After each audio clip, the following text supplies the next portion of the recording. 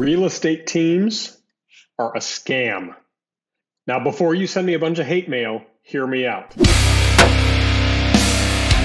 right, guys. So this was actually something that I heard from a new agent who was interviewing and didn't know whether she wanted to go to a team, wanted to go to individual agent route, and was so just kind of talking to me for advice. And she said, she had heard that real estate teams were a scam.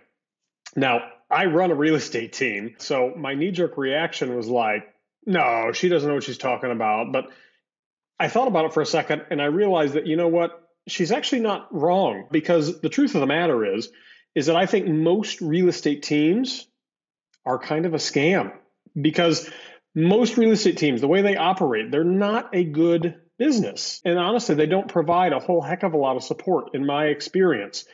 The real estate teams that exist out there exist commonly for one reason, and that is to support the team leader. Unfortunately, that's how most real estate teams are set up. Again, in my experience, they're what I call the hero and minions model. You've got the hero that sits up at the top and all the minions that serve the hero. I think there are a few real estate teams out there, and there's several. I know of several. I've got friends that run teams that actually run amazing teams, phenomenal teams, but they all practice a servant leadership where the leader is there not to be supported by the agents on their team, but they are there to support the agents, truly. So I came up with 4 things that I think any agent who's interviewing or thinking about getting on a team and interviewing team leads, these are the 4 things that they need to be asking to make sure that they've got somebody who is really there to serve them, the agent, and not the agent serve the leader.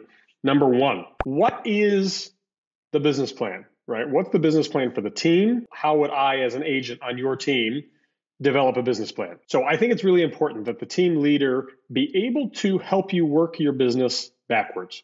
So when an agent comes on our team, we can, in under 5 minutes, we can break down what the annual goals are and what that means for production today. What do you need to do today to make sure that you get your goals by year's end?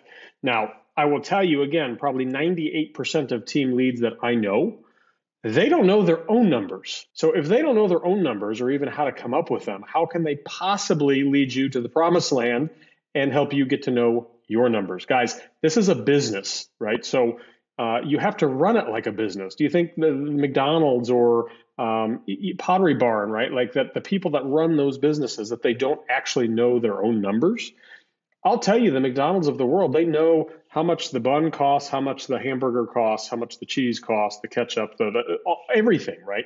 They have it down to like the 10th of a penny because they know exactly what everything costs, so that they know how much they have to charge. And in order to hit their goals, how many hamburgers do they need to sell, right?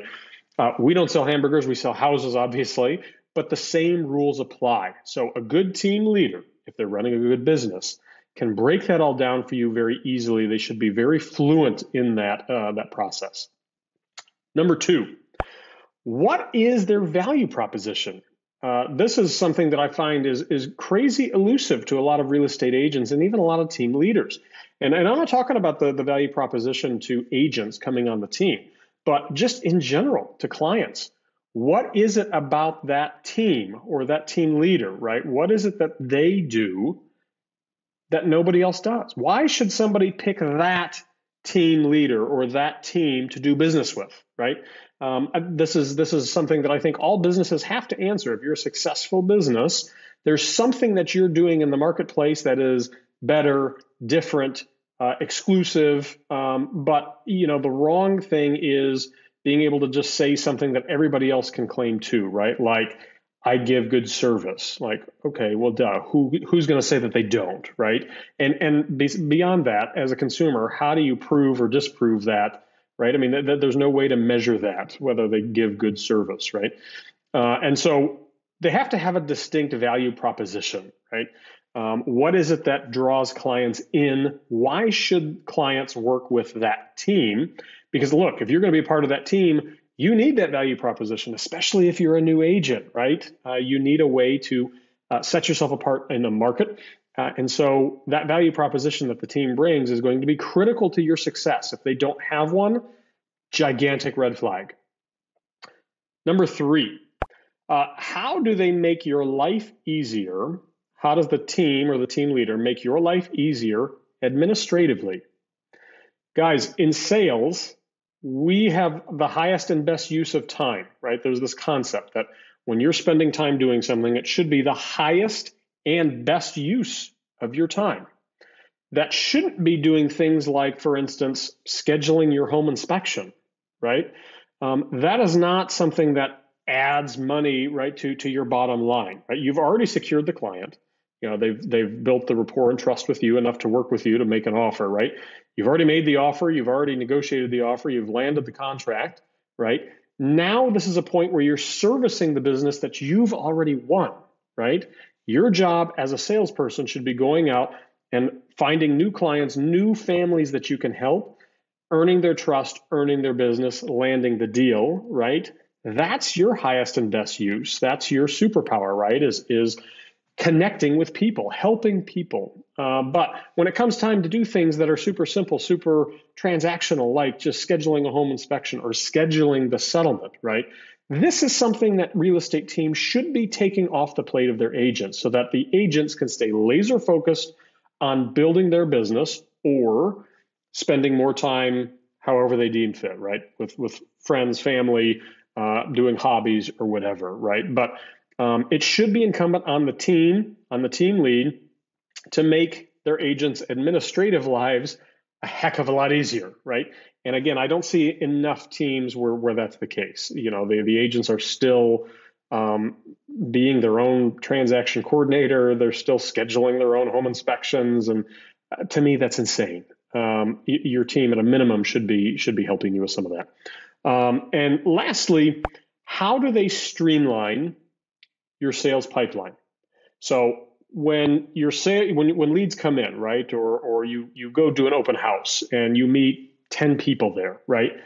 How is the team actually, what is it that they're doing that's helping you to convert those leads into clients, into, you know, referral machines, right? This is really, really important too, because, you know, if a team leader is worth their salt, right? This is a system and a process that they probably already have in place, or they should, right? If they don't, then guys, they're still figuring this business out for themselves. Again, this is a very basic part of business, is that, you know, it's not all about, you know, just getting on the phones, right? There should be some automation there. There should be some support that they can offer to make your life, even in the sales realm, a little bit easier. You know, maybe they're a master of scripts, right? The scripts and dialogues, that would help, right? Because we get objections, we need to know how to handle those. That would be helpful if they can help work through some of that with you. But beyond that, there should be additional support there to help you move leads through the sales funnel, through the pipeline, and ultimately transact deals with you. So guys, are real estate teams a scam? Many of them, yes, but not all of them, right? You have to go do your due diligence if you're looking to join a team. They can absolutely take your business and go from here up to here really quickly. But you got to find the right ones, and they are unfortunately few and far between. Whether you're, you know, coming on our team, whether you're looking for other teams, I would be happy to help, you know, kind of frame the argument. What should you be asking? What are the answers that you're looking for? So always happy to help, guys. Hope this was helpful.